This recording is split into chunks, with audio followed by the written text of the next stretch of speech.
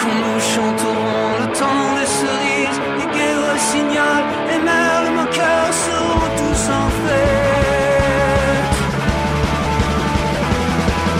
Les belles auront la folie en tête, et les amoureux du soleil au cœur quand nous chanterons le temps des cerises, sifflera bien mieux le merle moqueur.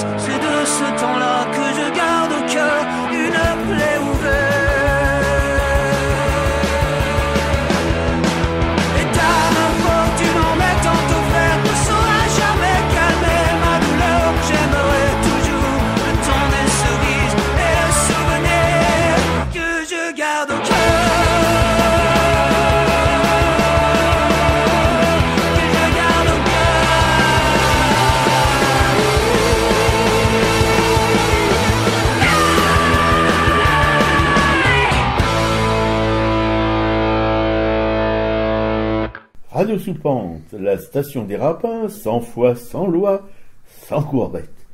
Le 20 novembre 2018, le fond de l'air est fraîchu. L'émission Arakai qui sera consacrée aujourd'hui à une artiste qui nous a beaucoup touchés, ma camarade et moi, Christine Gendre-Bergère, qui a... Une graveuse. Oui, une graveuse, merci, cher camarade. C'est important. Et qui a travaillé sur Lampedusa, ou le passage de la mer. Des magnifiques expositions.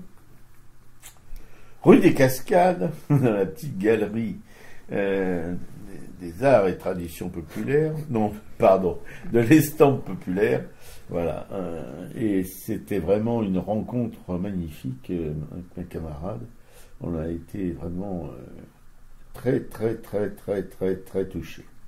On va vous dire tout ça dans l'heure qui suit avec une interview de cette charmante personne sur place, voilà. Et tout de suite, vous venez d'entendre, pour votre plaisir, je suppose, j'espère en tout cas, le temps des cerises du groupe Noir Désir. Et nous allons, au cours de cette émission mythique maintenant,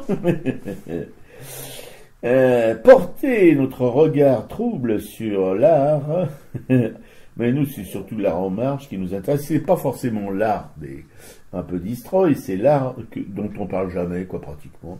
Hein, comme l'art de la gravure, par exemple. Et dénoncer les sales coups de la politique politicienne en toc. Une petite citation pour la route. Il nous appartient de veiller tous ensemble, ça j'en rajoute, à ce que notre société reste une société dont nous soyons fiers. Pas cette société des sans-papiers, des expulsions, des soupçons à l'égard des immigrés. Pas cette société où on le remet en cause les retraites, les acquis de la sécurité sociale. Pas cette société où les médias sont entre les mains des nantis, toutes choses que nous aurions refusé de cautionner si nous avions été les véritables héritiers, si nous n'avions été, si nous avions été les véritables héritiers du Conseil national de la résistance. Et c'est de Stéphane Hessel. Grâce lui en soit rendue à cet homme assez exceptionnel. Voilà. Bonjour à tous. Vous pouvez nous joindre sur notre mail artRacai@orange.fr, ARTRACAI2LE, ou sur le téléphone de Radio Soupente au 01 41 95 20 96.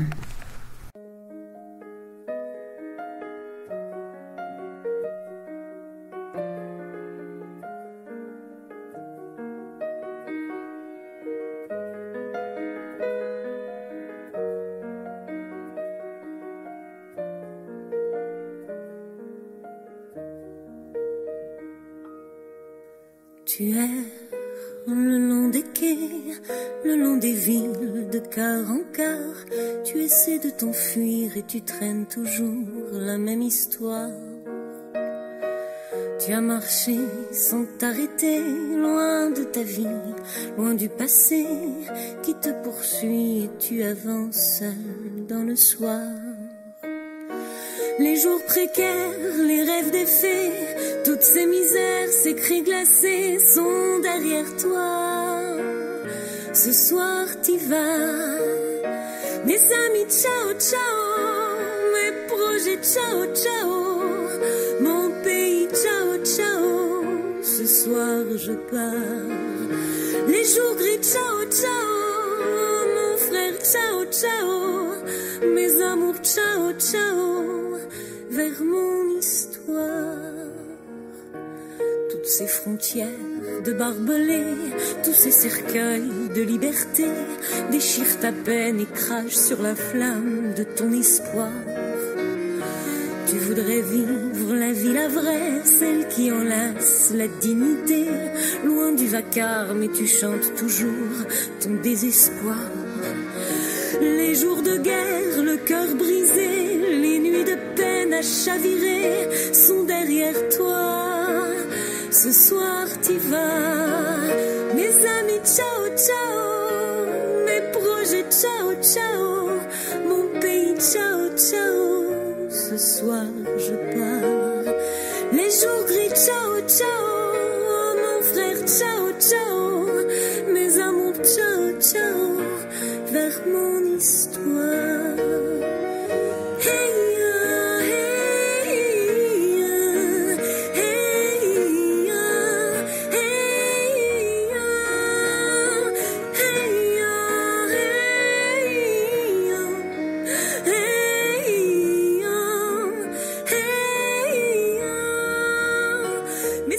ciao ciao, mes projets ciao ciao, mon pays ciao ciao. Ce soir je pars, les jours gris ciao ciao, mon frère ciao ciao, mes amours ciao ciao, vers mon histoire. Mes amis ciao ciao, mes projets ciao ciao, mon pays ciao ciao. Ce soir, je pars. Les jours gris, ciao, ciao. Oh mon frère, ciao, ciao. Mes amours, ciao, ciao. Vers mon histoire. Ah, c'était Ciao, interprété par Clémence Savelli. Une artiste qu'on a découvert par accident, mais qui est arrivée à point nommé.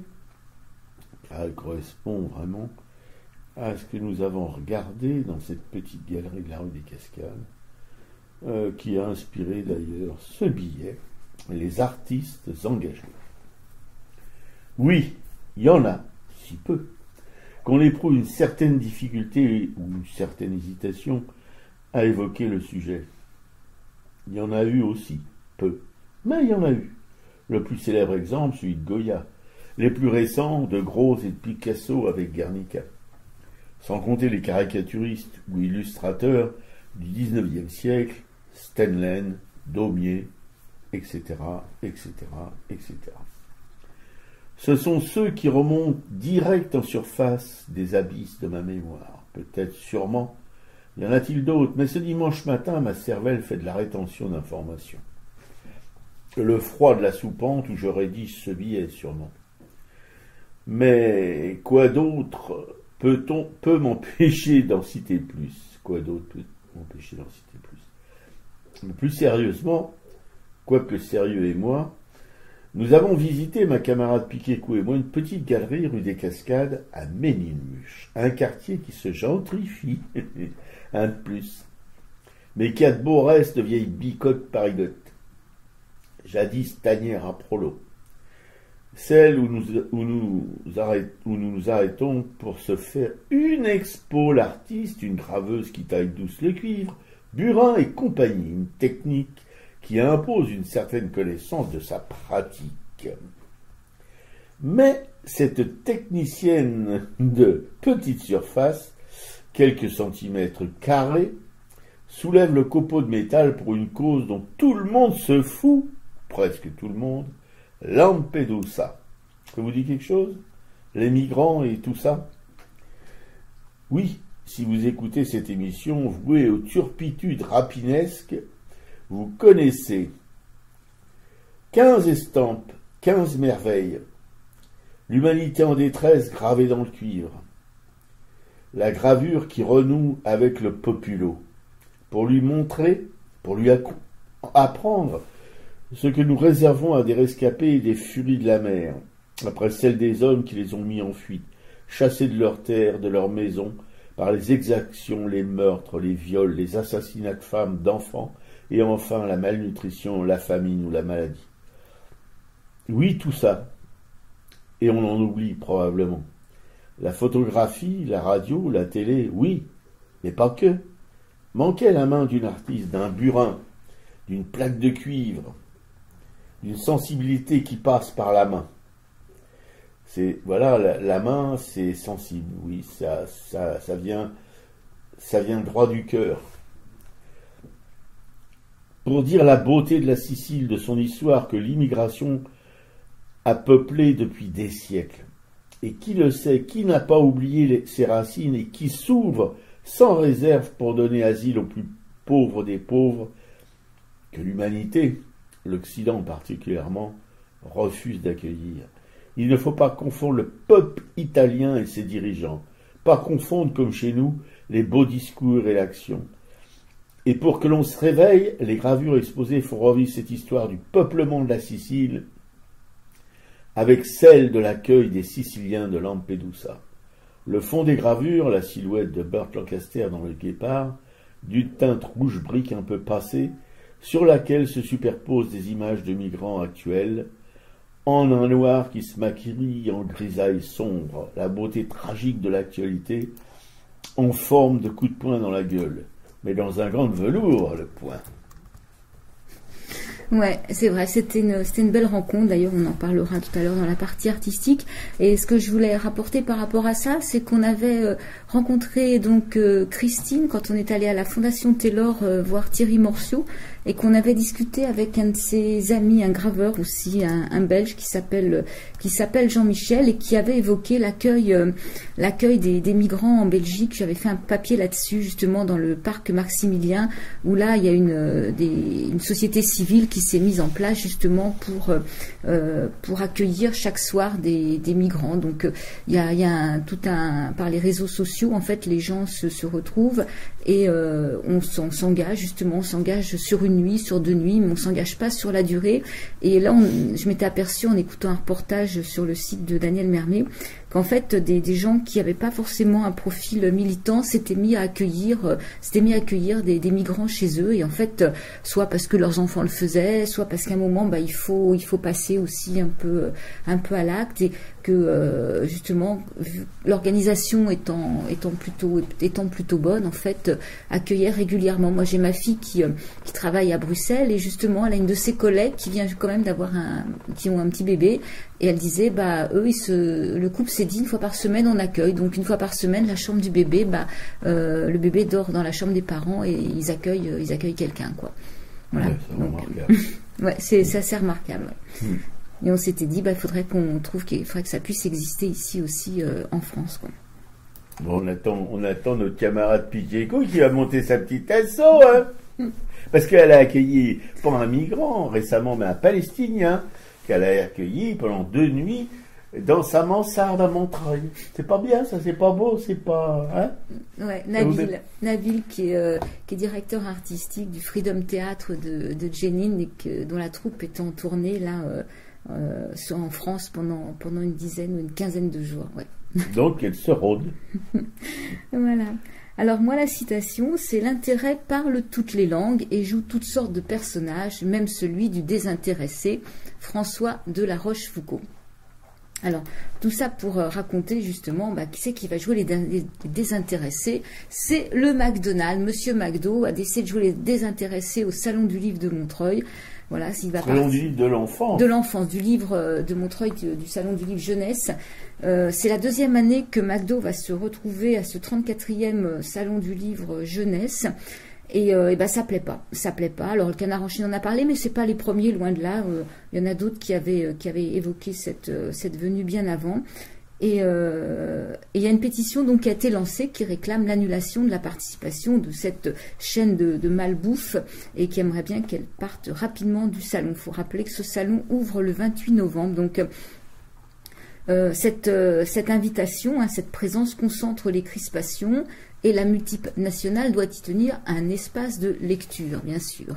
Et l'an dernier, donc, McDo disposait déjà d'un stand, et ils étaient à côté du stand Hachette. Il faut savoir que Hachette est leur partenaire, qu'ils éditent avec Hachette et des fois Nathan, des petits livres jeunesse qui vendent à un prix dérisoire de 72 centimes, ou alors qui donnent dans les Happy Meal à la place d'un jouet. Donc voilà, ça fait bonne impression d'offrir un livre.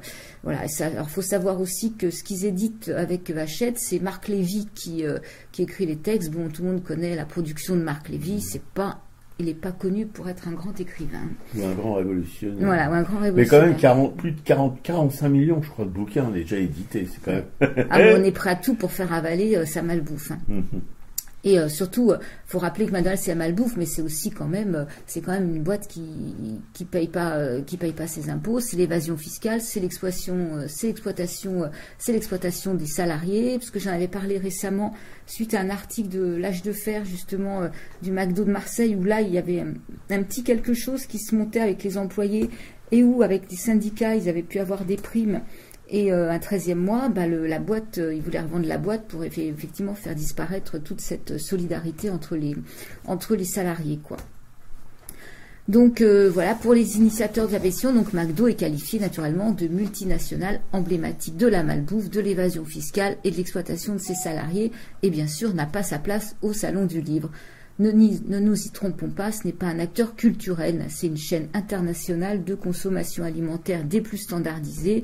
Son but est de vendre et des hamburgers, et sa présence au salon n'a qu'un objectif publicitaire. Donc des auteurs ayant participé au salon ont quant à eux publié des articles, notamment Claude Ponty, qui se positionne bien sûr contre la présence de McDo pour cette nouvelle édition. Nous autres auteurs sommes consternés, la culture des enfants ne passe pas par le malbouffeur, écrivent les signataires de l'article, et par notre présence ou la présence de nos livres, nous ne pouvons pas cautionner le comportement du salon, et nous n'en voulons pas. Voilà. Donc ils appellent à signer la pétition. Donc on rappelle effectivement, là c'est un article qui est sur Culture Box. Donc en fait on a retrouvé des articles un peu partout. Le premier que j'avais lu était sur le site Lundi Matin. Lundi Matin est une revue numérique qui est libertaire, hein, qui est franchement qui a été fait avec des copains de Julien Coupat, donc ça se positionne franchement noir. Et eux avaient déjà critiqué ils ont des articles plutôt longs, plutôt philosophiques, donc peut-être moins facile d'accès, mais enfin voilà, le fait est que McDo est au salon de jeunesse et qu'ils doivent partir, quoi. Mais McDonald's, enfin rien ne l'arrête, hein. Eux ils réaffirment leur engagement de donner le goût à la lecture et aux plus jeunes, voilà ce qu'ils racontent, hein. Ils ont peur de rien. Donc ils avaient aussi répondu par le salon du livre à une autre opération qui s'appelait Partir en livre en juillet 2018 avec des ateliers de lecture organisés dans ces restaurants. Et la position de la directrice de ce salon, Sylvie Vassallo, est un peu légère. Voilà, cette dame dit que la présence de McDonald's à Montreuil est à relativiser, que leur espace est 1/1000 de la surface du salon et que McDo n'a pas besoin d'eux pour faire sa pub. On a que 175 000 visiteurs. Il aurait été plus facile que McDo ne soit pas au salon, mais c'était ignorer un public nombreux en difficulté ou en impossibilité de lecture. Là, c'est une façon de créer des passerelles pour que ce public qu'on va chercher par la main se sente autorisé à venir au salon. C'est archi faux. Archi faux parce que... Ah vraiment, non, je suis pas... t'as sûrement raison, mais pour ma part, je vais mettre une petite réserve parce que c'est vrai que ceux qui fréquentent les McDo, en tout cas, pas forcément à Paris, mais en province, où je me suis baladé pas mal, c'est pas des gens riches qui fréquentent les McDo, à part les étudiants, à part les gens comme ça, ou les touristes à Paris, les jeunes touristes, mais c'est plutôt populaire comme public. Et donc, c'est pas complètement idiot ce qu'elle dit. Mais après, c'est comme tout, il y a des choix politiques. En plus, il faut savoir qu'à Montreuil, les écoles vont en général au salon du livre. Il y a des cartes pendant toute la durée du salon qui est à peu près en général 5-6 jours. Hein. C'est le 28, c'est un mercredi. Ça commence un mercredi, ça doit se finir le lundi suivant, sachant que le lundi, c'est la journée professionnelle. Les enfants, les cars traversent Montreuil. Les enfants de toutes les écoles vont en général au salon du livre. Par contre, c'est à eux peut-être de travailler au lieu de prendre l'argent que McDo doit gentiment leur filer. C'est à eux, c'est peut-être au salon de travailler sur une politique pour tous. C'est-à-dire que les jeunes ne payent pas en dessous de 14 ans. Ça, c'est déjà, donc tout le monde peut rentrer. Par contre, effectivement, après, sur place, les livres, il n'y a pas forcément de tarifs intéressants, les livres restent chers. Moi, ça m'a toujours posé un petit peu problème, ce salon du livre, parce que, effectivement, quand on vit en famille, qu'on dit à son môme, voilà, vous avez droit chacun à un bouquin, c'est cool. Quand les gamins viennent qui n'ont pas droit à un bouquin, ça reste de toute façon compliqué. Mais bon, pour moi, le symbole de McDonald's n'est pas, on peut pas accepter McDonald's de par ce qu'il représente. Voilà, c'est, là-dessus, on pourrait même boycotter pas mal d'éditeurs qui sont là-bas, parce que c'est dégueulasse. J'ai eu l'occasion, en étant auteur illustrateur jeunesse, en ayant fait partie de la charte des auteurs illustrateurs jeunesse, dont doit faire partie la mère Conti, je leur dirais à mes camarades, au lieu de faire des pétitions, boycotter le salon, voilà. Mais seulement boycotter le salon, ça veut dire aussi aux éditeurs, les mecs, on vous laisse tomber, et ça, je pense qu'ils ont eu une trouille bleue de perdre leur boulot, eux aussi. Mais enfin bon, ça aurait plus, à mon avis, ça aurait plus d'impact que de faire une pétition. Tout le monde s'en fout des pétitions la plupart du temps. Oui, bien sûr. Voilà. Ouais. Donc on est entre nous, là, on fait une pétition, ça marque bien, mais les mecs, vous mouillez pas trop, hein, je ne voudrais pas vous donner des leçons, parce que bon, j'en ai pas à donner, mais quand même. Ouais. Mais en plus c'est comme tout salon, hein. C'est comme salon comme Marjolaine, il y a les stands sont onéreux, donc des maisons d'édition comme l'école des loisirs qui n'ont qu'un souci, ont un espace énorme, des petites boîtes, toi tu connaissais un peu Grandir, ils avaient un espace rikiki parce qu'ils négocient les mètres carrés. Oui, voilà. Et il y a des maisons d'édition, les petites éditions qui n'y mettent pas du tout les pieds parce que c'est pas possible. Ouais, mais c'est ça que j'ai oublié de dire tout à l'heure, je suis intervenu, mais pas pour ce que je voulais dire. Ce que je voulais dire, c'est que quand j'étais donc illustrateur jeunesse, que je ne suis plus, j'ai fréquenté des salons, etc., etc. Et il y avait plein de minots, des minots parce que le dernier que j'ai fait, c'était dans une cité, une proche banlieue parisienne, du côté de Villeneuve-Saint-Georges, Véneux-les-Sablons, je crois, un truc comme ça. Non, oui, enfin bref, peu importe. Et ces petits gamins qui traînaient dans le salon, ils voyaient des beaux livres, ils voyaient des illustrateurs, des auteurs qui signaient des livres, mais ceux qui achetaient les livres, c'était, faut le dire quand même, c'était les classes moyennes, les petits bourges, etc., etc., et eux, ils avaient rien. Voilà. Alors, bon, je veux pas vous dire que je suis pas un type particulier, mais moi, je pouvais pas m'empêcher de leur refiler, je leur faisais des petits dessins, tout ça. Puis j'avais édité moi-même des petits bouquins à 2 balles, je leur filais des bouquins. Alors là, il fallait voir les gamins. Mais il y avait une queue dans mon stand, j'ai rien vendu, mais les petits, oui, voilà. Parce que eux, ils peuvent pas se les acheter. Alors ils vont au salon de Montreuil, ils voient des beaux bouquins, ils voient plein de belles choses et tout. C'est là que McDo est fort. Et ben, il leur file des bouquins McDo, mais les autres éditeurs, que dalle. Il faut banquer pour avoir. Alors ils pourraient très bien faire des petits bouquins à 2 balles, à refiler aux gamins. Ouais, c'est tout le problème. Enfin bon, moi je resterai contre McDonald's quoi qu'il arrive. Oui, alors on le sait.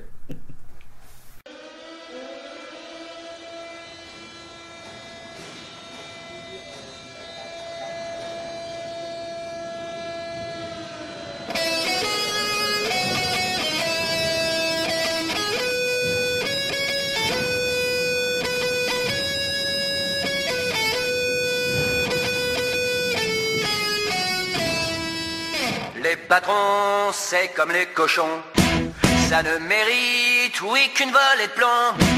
Et la seule chose que ça sait faire, c'est de voler ses propres frères. Alors arrêtons de nous laisser faire, on en a marre, oui, de la misère.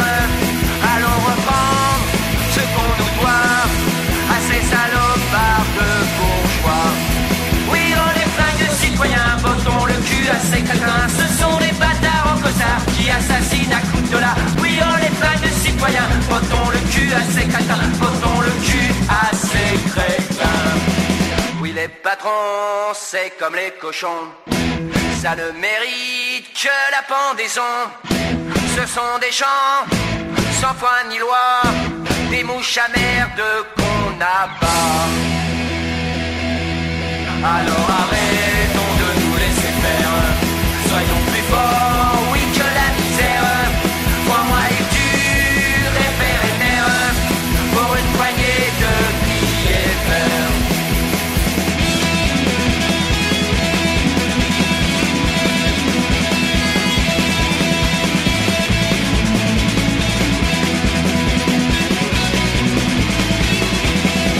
Oui, les patrons, c'est comme les cochons, ça ne mérite que la pendaison.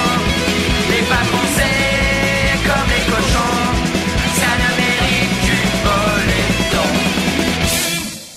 C'était Les Patrons, interprétés par les Salles